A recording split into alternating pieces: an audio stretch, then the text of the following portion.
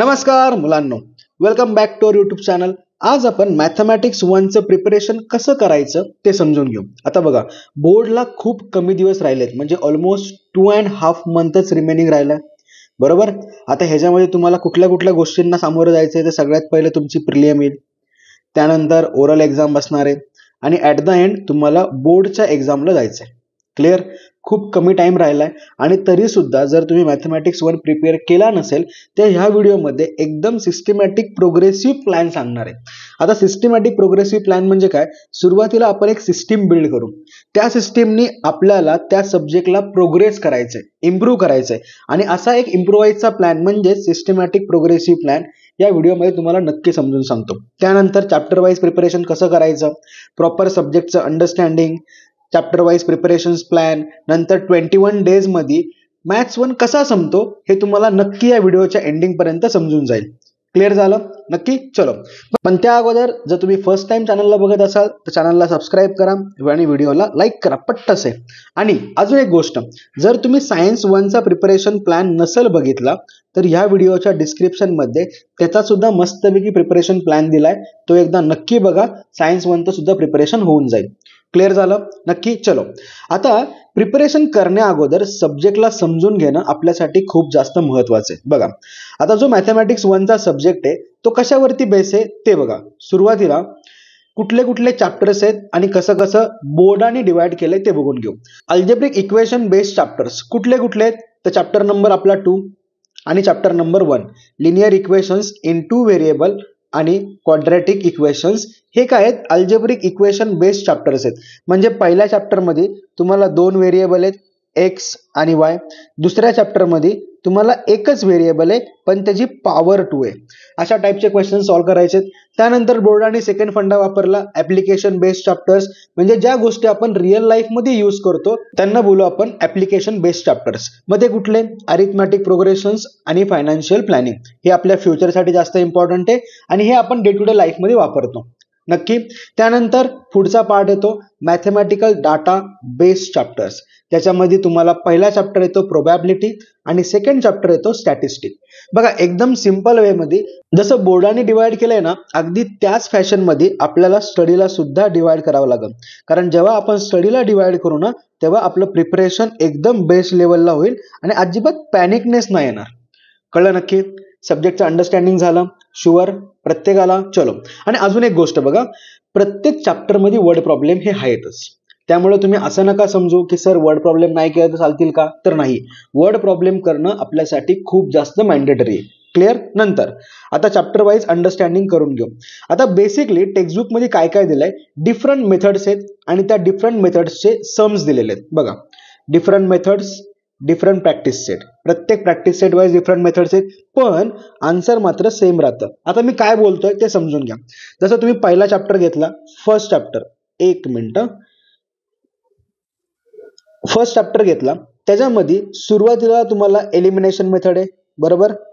त्यानंतर कुठली मेथड येते? ग्राफिकल. एकदम राईट, शुअर, ग्राफिकल मेथड. आणि त्यानंतर येतो आपला क्रॅमर्सचा रूल. आता बेसिकली ह्या तीनही मेथडनी आपण काय करतो, जे आपल्याकडे व्हेरिएबल्स आहेत एक्स कॉमा वाय यांच्या काढतो आपण व्हॅल्यूज. क्लिअर. म्हणजे तुम्ही तीनही मेथडनी एकच सम जर सॉल्व्ह केलं तर आन्सर सेम येणार आहे. क्लिअर. त्यांनी काय केलेलं आहे, एकच सोल्युशन काढायचंय पण different methods different practice set मध्ये मेन्शन केले आहेत. सो आपल्याला त्या गोष्टी समजून घ्याव्या लागतील. त्यानंतर जर तुम्ही नीट ऑब्झर्व केलं असेल तर बघा, पहिले 2-3 प्रॅक्टिस सेट हे खूप सिंपल आहेत आणि एकदम मेथड अंडरस्टँडिंग आहेत. तुम्हाला मेथड समजून सांगायचा प्रयत्न केला. जसं की 1.1 जर घेतला आपण तर तो कशावरती बेस आहे? एलिमिनेशन वरती बेस आहे. 1.2 घेतला तर ग्राफिकल मेथड वरती आहे. नंतर 1.3 घेतला तर तो क्रॅमर्सच्या बेसवर आहे. त्यानंतर 2.1 बेसिक क्वाड्रॅटिक इक्वेशनचं इंट्रोडक्शन आहे. 2.2 काय आहे? Factorisation method. 2.3 completing square method. 2.4 formula method. त्यानंतर 2.5 रूट्स वरती बेस आहे आणि 2.6 इक्वेशन वर बेस आहे. म्हणजे बेसिकली पहिल्या 3 प्रॅक्टिस सेट मध्ये तुम्हाला सिंपल मेथड्स दिल्यात आणि त्या मेथडचं अंडरस्टँडिंग झालं तर तुम्ही शेवटी करू शकता. मग तेच शेवटचे जे 2 प्रॅक्टिस सेट आहेत ते आपले कशावरती बेस आहेत? ऍप्लिकेशन बेस्ड प्रॅक्टिस सेट आहेत. म्हणजे जर तुम्हाला प्रॉपरली तो चॅप्टर अंडरस्टँड झाला. म्हणजे बघा स्टेप काय करायचे आपल्याला नीट समजून घ्या. सुरुवातीला आपल्याला चॅप्टरच्या हेडिंग वरून चॅप्टर अंडरस्टँड करायचं. अंडरस्टँड इन द सेन्स काय, तर बाबा पहिला चॅप्टर 2 इक्वेशन वर बेस आहे, 2 व्हेरिएबल आहेत. दुसरा चॅप्टर एकाच इक्वेशन वर बेस आहे पण व्हेरिएबल एक्स स्क्वेअर आहे, म्हणजे एक्सपोनेन्शियल वाले इक्वेशन्स आहेत. त्यानंतर पुढे काय त्यांच्या मेथड्स दिलेल्या आहेत. त्या मेथड्स जर तुम्हाला क्लिअर कट कळल्या तरच तुम्हाला वर्ड प्रॉब्लेम सॉल्व्ह करता येतील. कारण वर्ड प्रॉब्लेम मध्ये पुन्हा तुम्हाला इक्वेशन्सच फॉर्म करायचे आणि हे इक्वेशन अगोदर तुम्ही ज्या मेथड केल्या होत्या त्या मेथडच्या नुसारच तुम्हाला सॉल्व्ह करायचे. क्लिअर झालं? इथपर्यंत नक्की समजलं? सब्जेक्ट अंडरस्टँड झाला, चॅप्टर अंडरस्टँड झाले, शुअर? आता सगळ्यात महत्वाची गोष्ट, चॅप्टर वाईज प्रिपरेशन कसं करतात. बघा चॅप्टर 1 आणि 2 तुमच्या दृष्टीने खूप जास्त महत्वाचे काय आहेत तर बघा पहिल्या चॅप्टर मध्ये तुम्हाला मेथड्स आहेत 3, बरोबर. त्यानंतर वर्ड प्रॉब्लेम सॉल्व्ह करायचा आहे, त्याचा एक प्रॅक्टिस सेट आहे. क्लिअर? सेकंड चॅप्टर मध्ये तुम्हाला मेथड परत 3च आहेत. क्लिअर? नंतर टोटल त्याच्यावरती वर्ड प्रॉब्लेम वाला प्रॅक्टिस सेट पण 1 आहे आणि प्रॉब्लेम सेट मध्ये सुद्धा भरपूर सारे वर्ड प्रॉब्लेम्स आहेत. म्हणजे प्रत्येक दोनही चॅप्टर मध्ये तुम्हाला मेथड समजून घेणं जास्त महत्वाचं आहे. क्लिअर झालं? आणि बोर्डाच्या दृष्टीने सुद्धा हे चॅप्टर्स जास्त वेटेज वाले आहेत. क्लिअर? चलो आता ह्या चॅप्टर साठी सगळ्यात पहिली स्टेप काय असणार आहे तर बघा understand the method and write their steps. एका पेज वरती अजिबात आळस न करता, वेळेचा दुरुपयोग न करता सिंपल एक पान घ्या. त्या पानावरती मेथडचं नाव लिहा आणि त्या मेथडचं स्टेप्स लिहा. आता कसं, एक्झाम्पल बघा. जर समजा मला वाटलं की फॉर्म्युला मेथडसाठी मी प्रिपरेशन प्लॅन म्हणजेच मेथड्स लिहितोय, तर कसं लिहिणार? सगळ्यात पहिला फॉर्म्युला मेथडमध्ये काय काय करावं लागतं तर स्टेप 1 मध्ये जनरल फॉर्म सोबत म्हणजेच ax square plus bx plus c is equal to 0 या फॉर्म सोबत काय करायचंय मला कम्पेअर करायचंय. त्यानंतर माझी स्टेप 2 काय राहणार आहे तर बाबा त्याच्यातून a b c च्या व्हॅल्यू काढायच्या. त्यानंतर माझी स्टेप 3 काय राहणार आहे बरोबर काय बी स्क्वेअर मायनस 4ac ची व्हॅल्यू काढायची. त्यानंतर माझी स्टेप नंबर 4 काय राहणार आहे तर ऍक्च्युअल जो फॉर्म्युला आहे तो यूज करायचा आहे. म्हणजेच काय x is equal to minus B plus minus under root B square minus 4ac upon 2a. अशा प्रत्येक मेथडसाठी तुम्ही एक एक शीट तयार करा. बघा आत्ता जर तुम्ही टाइम घालवला ना तर फेब्रुवारी म्हणजे जेव्हा तुमची एक्झाम होईल तेव्हा तुम्हाला प्रिपरेशन करताना अजिबात टेन्शन नाही येणार. का? कारण तुमच्याकडे ते एक पेज असेल आणि त्या पेजवरती तुम्ही स्वतःहून सगळ्या गोष्टी नोट डाऊन केलेल्या असतील. कळलं नक्की? त्यानंतर सेकंड स्टेप आपली काय येते नीट बघा. Solve at least 10 to 15 sums for that methods. म्हणजे जी मेथड केली, जसं आता तुम्हाला मी फॉर्म्युला मेथड सांगितलं तसं फॉर्म्युला मेथडच्या बेसवरती जेवढे टेक्स्टबुक मध्ये प्रॉब्लेम्स असतील तेवढे सगळे सॉल्व्ह करा. अजिबात आळस करू नका. त्यानंतर ती सगळ्यात महत्वाची स्टेप जी आत्तापर्यंत खूप साऱ्या जणांना माहितीच नाहीये, काय? Switch the method to be the master in that method. म्हणजेच काय? आता सिंपल आपण चॅप्टर 2 बघतोय. टोटल मेथड्स किती आहेत आपल्याकडं? 3 आहेत. म्हणजे पहिली कुठली येते फॅक्टरायझेशन, बरोबर. क्लिअर? त्यानंतर येते कम्प्लिटिंग स्क्वेअर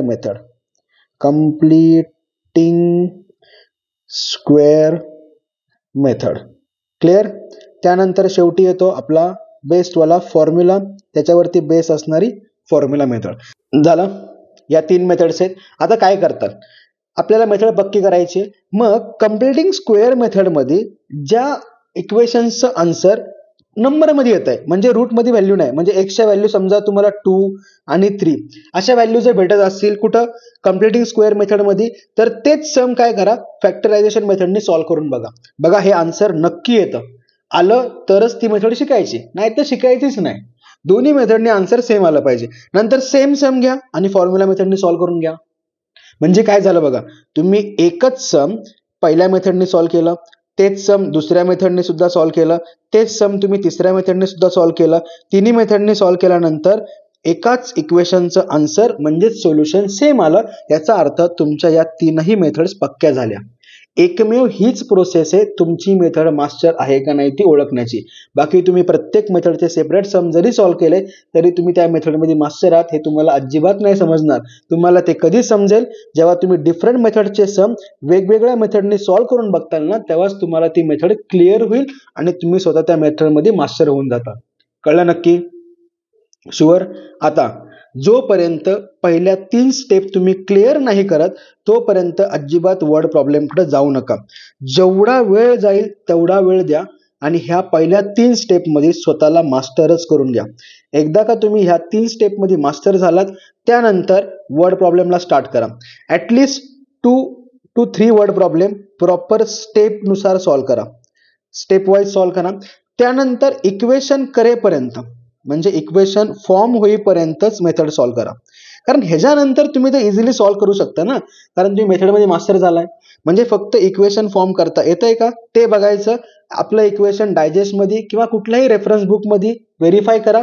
डन झालं म्हणजे तुमचे वर्ड प्रॉब्लेम सुद्धा झाले. बघा, प्लॅन नक्की समजला? काय करताल, आत्ताच एक पेज घ्या, मेथड वाईज स्टेप्स लिहून काढा, 10 to 15 सम सॉल्व्ह करा, डिफरंट मेथड्सनी डिफरंट सम सॉल्व्ह करून बघा. आन्सर सेम येत असेल तर तुम्ही मास्टर आहात, आन्सर सेम नसेल येत तर अजून प्रॅक्टिसची गरज आहे. त्यानंतरच तुम्हाला वर्ड प्रॉब्लेम सॉल्व्ह करायचे. क्लिअर झाला नक्की प्रत्येकाला? चलो, आता आपला second section, arithmetic progression and financial planning. हे 2 चॅप्टर कधीही बघा तुम्हाला वर्ड प्रॉब्लेमच्या बेसवरच विचारले जातात. काहीतरी सिंपल इक्वेशन देतील या चॅप्टरमध्ये आणि म्हणतील टीएनची टर्म काढा. ह्याच्यामध्ये तुम्हाला 2-4 व्हॅल्यूज देतील, ब्रोकरेज काढा, जीएसटी काढा, हे काढा, ते काढा, नंतर तो शेअर कुठल्या फेजमध्ये येतो म्हणजे पारला आहे, प्रीमियमला आहे, डिस्काउंटला आहे, याच टाईपमध्ये क्वेश्चन 1-2 मार्काला विचारतात. म्हणजे याच्यासाठी काय महत्वाचं आहे तर आपल्याला महत्वाचा आहे, सगळ्यात महत्वाचा तो म्हणजे फॉर्म्युला. प्रत्येक प्रॅक्टिस सेट वाईज फॉर्म्युला बदलतो, बरोबर? जसं तुम्ही चॅप्टर नंबर 3 मध्ये बघितलं तर सुरुवातीचा प्रॅक्टिस सेट काय आहे तर अरिथमॅटिक प्रोग्रेशनचं फक्त इंट्रोडक्शन आहे. आणि इंट्रोडक्शन देताना त्यांनी तुम्हाला डी ची व्हॅल्यू म्हणजे कॉमन डिफरन्स, त्यानंतर टर्म्सला आपण T1, T2, T3 असं बोलतो, यांचं बेसिक इंट्रोडक्शन दिलेलं आहे. क्लिअर झालं?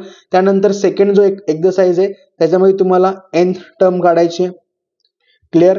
त्यानंतर पुढं SN वाला प्रॅक्टिस सेट दिलेला आहे आणि त्यानंतर ह्या दोघांच्या बेसवरती वर्ड प्रॉब्लेम्स आहेत. म्हणजे बेसिकली काय 3.2 आणि 3.3 साठी तुम्हाला काय करायचंय, फॉर्म्युला शीट प्रिपेअर करायची. रिलॅक्स राहा, फॉर्म्युला शीट आपल्या इंस्टाग्रामच्या पेजवर अपलोड केलेली आहे, लवकर जा, चॅनलला फॉलो करून ठेवा. आता चॅप्टर नंबर 4 मध्ये काय काय परत एकदा डिवाइड करून सांगतो. सुरुवातीच्या फेजमध्ये त्यांनी तुम्हाला जीएसटी कसा काढायचा ते सांगितलं, पहिला प्रॅक्टिस सेट. त्यानंतर मार्केटची जी चेन राहते ती चेन समजून सांगितली. त्यानंतर तुम्हाला शेअर्स बद्दल इंट्रोडक्शन आहे, बरोबर? आणि त्यानंतर तुम्हाला ब्रोकरेज बद्दल सांगितले आणि प्रत्येकासाठी वेगवेगळे फॉर्म्युलेज आहेत. आता तुम्हाला सगळ्यात महत्वाचा प्रश्न पडतो की सर आम्ही सगळ्या गोष्टी करू पण एक्झाम मध्ये गेल्यानंतर कुठल्या प्रॅक्टिस सेट मधला क्वेश्चन आहे हेच समजत नाही, मग आपल्याला तेच समजून घ्यायचं. त्यासाठी काय करावं लागेल, सुरुवातीला बिगिनिंग लेवललाच प्रत्येक फॉर्म्युला शीट समोर ठेवा आणि प्रॅक्टिस सेट सॉल्व्ह करा. आणि ऍटलिस्ट प्रॉब्लेम सेट सॉल्व्ह नाही झाला तरी चालेल पण प्रॉब्लेम सेट मधले जे क्वेश्चन्स आहेत त्या क्वेश्चनचा प्रॅक्टिस सेट ओळखायला शिका. म्हणजे समजा 4 क्वेश्चन्स असतील 1, 2, 3, 4. आता मला वाटतंय प्रॉब्लेम रीड केल्यानंतर प्रॅक्टिस सेट कशाच्या वरती बेस आहे तर 4.1 वरती बेस आहे. लगेच डायजेस्ट मध्ये चेक करा 4.1 ची मेथड आहे का, आहे. म्हणजे याचा अर्थ तुम्हाला त्या क्वेश्चनचं प्रॉपर वर्डिंग समजतंय. क्वेश्चन 2 घ्या, जर तुम्ही हे 4ही व्यवस्थित ओळखू शकलात तर तुम्हाला क्वेश्चनचं वर्डिंग समजतंय, वर्डिंग नुसार तुम्ही फॉर्म्युला वापरू शकता, फॉर्म्युला वापरलं तर हे 2 चॅप्टर पक्के झाले. कळलं? आणि ऍटलिस्ट ह्या ज्या काही स्टेप सांगितल्यात मी वरच्या 3 ह्या 2 टाइम फॉलो करा. 2 टाइम म्हणजे कशा, पहिल्यांदा बघून फॉलो करा, नंतर ब्लाइंडली करा. ब्लाइंडली म्हणजे सिंपल एक पेज घ्यायचं, थांबा इरेज करतो आणि मग सांगतो. सिंपल एक पेज घ्या, पेज वरती हेडिंग टाका प्रॅक्टिस सेटचं. प्रॅक्टिस सेट सपोज मी घेतला 4.1, त्याचे सगळे फॉर्म्युले लिहा, लिहिले. त्यानंतर 4.2 सगळे फॉर्म्युले लिहा, लिहिले. त्यानंतर सेम 4.3 साठी 4.4 साठी म्हणजे फॉर्म्युला तुमचे पक्के झाले. त्यानंतर प्रिव्हियस इयरचे क्वेश्चन पेपर्स घ्या, घेतले. क्वेश्चन पेपर घेतल्यानंतर क्वेश्चन पेपर मधले सगळे सम रिलेटेड टू चॅप्टर 4 सॉल्व्ह करून बघा आणि जर सगळे सम तुमचे ओके आले समजून जायचं तुम्ही मास्टर झालेला आहात. कळल्या स्टेप समजल्या? नक्की झाले. पहिले 4 चॅप्टर झाले. आता शेवटचे 2 एकदम सिंपल, त्यातला एक तर तुमच्या एकदम जीवाभावाचा आहे, प्रोबॅबिलिटी, बरोबर ना? इतका सिंपल चॅप्टर आहे ना की तुम्ही इमॅजिन पण करू शकत नाही की हा बोर्डला आणि 10th ला कसा काय दिला. सोपं आहे का नाही बघा. पण त्यासाठी महत्वाची गोष्ट काय, सब्जेक्टला किंवा त्या चॅप्टरला प्रिपेअर करण्या अगोदर त्याला अंडरस्टँडिंग करतोय आपण. मग सेम वे काही वर्ड्सला सुद्धा आपल्याला अंडरस्टँडिंग करून घ्यायचे. कुठले कुठले वर्ड्स असतील नीट बघा. काही कॉमन वर्ड्स आहेत जे तुम्हाला माहिती पाहिजेत. सॅम्पल स्पेस कशाला म्हणतो, इव्हेंट कशाला म्हणतो, प्रोबॅबिलिटी म्हणजे नक्की काय, मीन, मोड, मीडियन यांचे अर्थ काय होतात, पॉलिगॉन कसा ड्रॉ करतो आपण, पाय डायग्राम कसा ड्रॉ करतो, ह्यांचं वर्डिंग, ह्यांचं अंडरस्टँडिंग तुम्हाला समजणं खूप जास्त गरजेचं आहे. बघा दिसायला हे खूप सिम्पल आहेत, पण जेव्हा तुम्ही प्रॅक्टिकली सॉल्व्ह करता ना तेव्हा मात्र आपल्याला प्रॉब्लेम्स क्रिएट होतो की नक्की एक्झॅक्टली मी हे सॉल्व्ह केलं होतं, पण आता मला का जमत नाहीये. आन्सर पॉइंट मध्ये येतंय, बाकीच्या मुलांचं एक्झॅक्ट अँगल येतोय, मला पाय डायग्राम मध्ये व्हॅल्यूज काढता येत नाही, पॉलिगॉन काढताना मला स्केलच लिहिता येत नाही, मीन मीडियन मध्ये करताना मला तो क्लास ओळखता येत नाही, नंतर मीनचे काही फॉर्म्युलेज यूज करता येत नाहीये, टेबल ड्रॉ करता येत नाहीये, असे बरेचसे प्रॉब्लेम्स हे येतात. हे का येतात, कारण तुम्हाला त्या वर्डचं प्रॉपर मिनिंग माहित नसतं, त्याच्यामुळे प्रॉब्लेम स्टार्ट होतो. जसं बघा नीट समजून घ्या. जेव्हा आपण मीन काढतो ना मीन, तेव्हा नक्की काय होतं बघा. मीनचा अर्थ होतो आपल्याला काढायचं ॲव्हरेज, हे समजलं पाहिजे. मीडियनचा अर्थ काय होतो, आपल्याला जो डाटा दिलाय ना त्याची एकदम मिडलवाली व्हॅल्यू काढायची. त्यानंतर मोडचा अर्थ काय होतो, जी व्हॅल्यू मॅक्सिमम टाइम काय झाली रिपीट झाली आहे ना त्या व्हॅल्यूला आपण काय बोलतो, मोड बोलतो. हे समजलं पाहिजे. त्यानंतर पॉलिगॉन म्हणजे काय, जो डाटा दिलाय तो आपण पूर्णपणे ग्राफ वाईज रिप्रेझेंट करतो, पण ग्राफ वाईज रिप्रेझेंट करताना तिथे एक मार्क आहे बघा, आहे का असं मला मार्क, हे मार्क कधी ड्रॉ करायचं, त्यानंतर स्केल कसं लिहायचं, या बेसिक स्टेप्स तुम्हाला 8-9 मध्ये झालेल्या आहेत, पण त्या तुम्हाला आठवत नाही आणि त्याच शेवटी बोर्डच्या एक्झाम मध्ये प्रॉब्लेम ठरतात. त्यामुळे हे वर्ड समजून घ्या. त्यानंतर प्रत्येक प्रॅक्टिस सेटसाठी मेथड आहे, बरोबर, जसं वरती होतं तसंच आहे. त्यामुळं प्रॅक्टिस सेट वाईज पूर्णपणे मेथड्स लिहा आणि त्या मेथड ज्या तुम्ही पेजवरती लिहिताल ना त्या कमीत कमी 3 ते 4 वेळा रीड करा. आता हे मी का सांगतोय, हे चॅप्टर एकदम हक्काचे चॅप्टर्स आहेत, हे आपल्याला आउट ऑफ मार्क नक्की देतील. त्यामुळं डेली नाही जमलं तर वीकली 3-4 टाइम्स मध्ये रीड करायला शिका. झालं. त्यानंतर प्रॅक्टिस सेट मधला प्रत्येक क्वेश्चन प्रॉपर स्टेप नुसारच सॉल्व्ह करा. बघा हे दोनही चॅप्टर जे आहेत ना हे पूर्णपणे कॅल्क्युलेशन बेस्ड चॅप्टर्स आहेत. कॅल्क्युलेशन बेस म्हणजेच काय, तुम्हाला काय करायला लागणार आहे, ॲडिशन, मायनस म्हणजे सबट्रॅक्शन, मल्टिप्लिकेशन, डिव्हिजन, त्यानंतर फ्रॅक्शनला सॉल्व्ह करणं, याच तर गोष्टी आहेत ना त्याच्यामध्ये. हे तर सिम्पल झालंय, पण हे चुकतं कधी कधी एक्झामला, म्हणून आपल्याला प्रॉपर स्टेपमध्ये सॉल्व्ह करायचं. आणि एकदम सिम्पल आहेत ना तर 2-3 दिवसामध्ये उरकून टाका ना चॅप्टर्स. 2-3 दिवसात चॅप्टर झाले म्हणजे 6 पैकी 2 चॅप्टर झाले, 4च चॅप्टर उरले.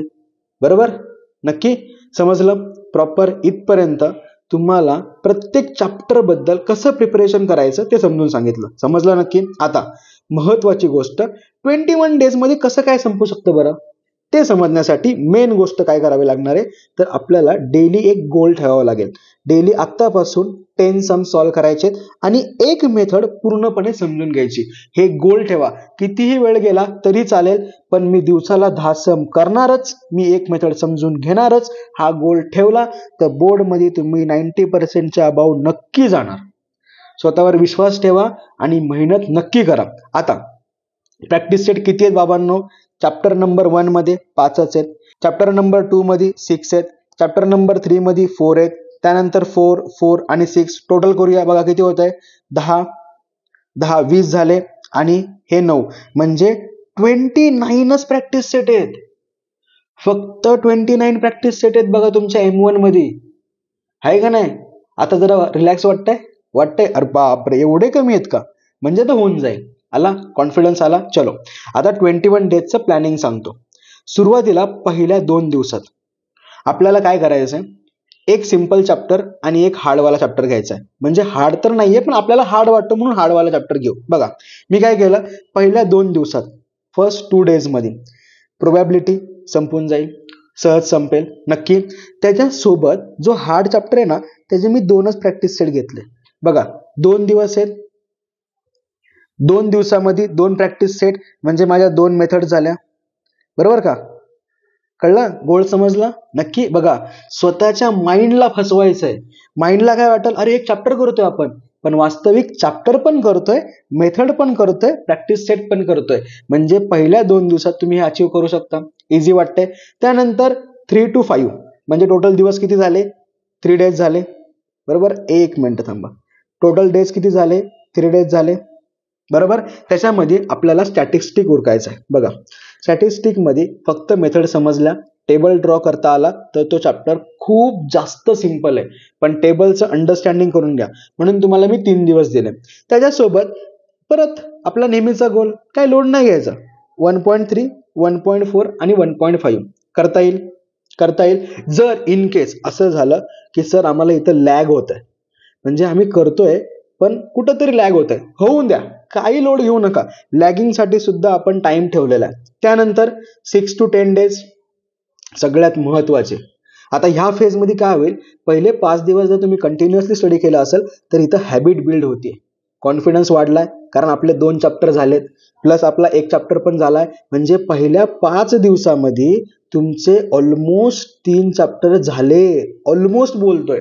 जर हे प्लॅनिंग नाही फॉलो झालं तरी सुद्धा 2.5 तर होईल, नक्की होईल, शुअर. नंतर 6 to 10 मध्ये काय करायचं, अरिथमॅटिक प्रोग्रेशन घ्यायचं आणि त्याच्यासोबत 2.1, 2.2 आणि 2.4. 2.1 तर खूप सिंपल आहे का नाही. 2.4 तर फॉर्म्युला मेथड वरती आहे, म्हणजे हा सुद्धा सिंपल आहे. म्हणजे प्रॉब्लेम कुठला करतोय, हा 2.2 करतोय, घ्या ना, 1.5 दिवस घ्या, काही प्रॉब्लेम नाही, होऊन जाईल. बघा इथं किती दिवस होते, 5 डेज होते. म्हणजेच व्यवस्थितरित्या जर आपण नीट बघितलं, प्रॉपर प्लॅनिंग केलं तर पहिल्या 1 to 10 डेज मध्येच आपले 5th चॅप्टर, 6th चॅप्टर आणि 1st चॅप्टर होतोय. प्लस आपण 2nd चॅप्टर मधले 3 प्रॅक्टिस सेट करतोय, 1, 2 आणि 4. आता जर हे प्रॉपरली तुमच्याकडनं फॉलो झालं ना, मी तुम्हाला लिहून देतो, तुमची इतकी मस्त हॅबिट बिल्ड होईल ना की तुम्हाला जानेवारी आणि फेब्रुवारी मध्ये अजिबात टेन्शन नाही येणार. त्यानंतर पुढच्या प्लॅनिंग मध्ये काय दिसते आपल्याला, तर 10 to 13 म्हणजे परत किती दिवस घेतले मी, किती, 4 दिवस. काय करायचंय, क्वाड्रॅटिक इक्वेशन सगळ्यात अवघड वाटतो ना, घ्या, निवांत घ्या. 3च प्रॅक्टिस सेट राहिलेत, पूर्ण करा. चॅप्टरची रिव्हिजन मारा. त्या 4 दिवसात जर वरती काय राहिलं असेल ना ह्या एवढ्या सेक्शन मध्ये, तर ते सुद्धा पूर्ण करा. दिला ना टाइम. आता मला सांगा, 13 दिवसामध्ये एवढं सगळं होतंय की नाही, सहज होत आहे, नक्की. कॉन्फिडन्स वाटतोय तुम्हाला स्वतःवरती, तुम्ही करू शकता, नक्की करू शकता. लोड घेऊ नका, मेहनत करा. बोर्डला आपल्याला 90 आणायचे म्हणजे आणायचेच, कळलं, नक्की. चलो आता पुढे काय सांगतोय मी, नीट लक्ष द्या. 14 to 16 फायनान्शियल प्लॅनिंग, निवांत घ्या. किती दिवस दिलेत मी, 3 दिवस दिलेत. 3 दिवसामध्ये नाही होणार का, सहज होणार ना, सहज होणार. पहिला प्रॅक्टिस सेट सोपा आहे, शेवटचा प्रॅक्टिस सेट सोपा आहे, प्रॉब्लेम दुसरा आणि तिसराच करतो, बरोबर की नाही. हा बरोबर ना, हा होईल का नाही. झाले, 16 दिवसामध्ये चॅप्टर प्रिपेअर झाले. मग आता काय करायचं सर, आता जे उरलेले दिवस आहेत ना, आपल्याकडे किती दिवस उरतात, ते 4 डेज उरतात. हे 4 डेज आपल्यासाठी खूप जास्त महत्वाचे राहतील. या 4 डेज मध्ये आतापर्यंत तुम्ही जे काही शिकलेला आहात त्याची प्रॉपरली रिव्हिजन करा, प्रॉपरली व्यवस्थित रिव्हिजन करा. रिव्हिजनचं प्लॅनिंग तुम्हाला जसं करता येईल ना तसं करा. म्हणजे एखाद्याला वाटेल मी 1 इझी चॅप्टर घेतो, 2 हार्ड प्रॅक्टिस सेट घेतो, घ्या ना, काही प्रॉब्लेम नाही. 2 हार्ड प्रॅक्टिस सेट घ्या आणि सॉल्व्ह करा. दुसऱ्या दिवशी नाही सर मला आता कंटाळा आलाय, मग मी फक्त हार्डवाले 2 प्रॅक्टिस सेट घेतो, काही प्रॉब्लेम नाही. 2 प्रॅक्टिस सेट हार्डवाले घ्या, वाटलं त्याच्यासोबत वर्ड प्रॉब्लेम सॉल्व्ह करून बघा, फक्त इक्वेशन फॉर्मेशन पर्यंत. होईल का नाही, सहज होईल का नाही. मग 4 दिवसामध्ये तुम्ही कंप्लीट रिव्हिजन मारले तर 21 दिवसामध्ये M1 संपतोय का नाही बाळांनो, संपतोय ना. पण त्यासाठी तुम्हाला जिद्दीने आणि चिकाटीने या 21 दिवसामध्ये स्वतःला सगळ्या गोष्टींपासून लांब ठेवून फक्त अभ्यासाशी कनेक्ट व्हायचंय. का तर आपल्याला 90% आणायचे आणि आपल्याला चांगल्या क्वालिटीचं शिक्षण घ्यायचं, बरोबर. करताल नक्की प्रत्येक जण, समजलं प्रत्येकाला. आणि अजून एक गोष्ट, जर इंस्टाग्रामच्या पेजला फॉलो केलं नसेल त्या पेजला फॉलो करा. त्याच्यावरती ह्या मेथड्सला कसं सॉल्व्ह करायचं, कुठल्या मेथड्सला, तर मॅथमॅटिक्स 1च्या मेथड्सला कसं सॉल्व्ह करायचं त्याचे व्हिडिओ नक्की येतील. आणि ते व्हिडिओ किती सेकंदाचे असतात, 90 सेकंदचे. 90 सेकंड्समध्ये जर मी तुम्हाला एक मेथड एक्सप्लेन केले, किती टाइम वाचला तुमचा? वाचला की नाही? सो त्या पेजला सुद्धा फॉलो करा. डिस्क्रिप्शनमध्ये लिंक आहे. आणि हा जर व्हिडिओ तुम्हाला आवडला असेल लाईक करा, चॅनलला सबस्क्राईब कराच, कारण पुढचा व्हिडिओ आपला असणार आहे S2 वरती. कळलं? चलो लेट्स बिगिन. नीट सुरुवात करा. All the best. Bye bye.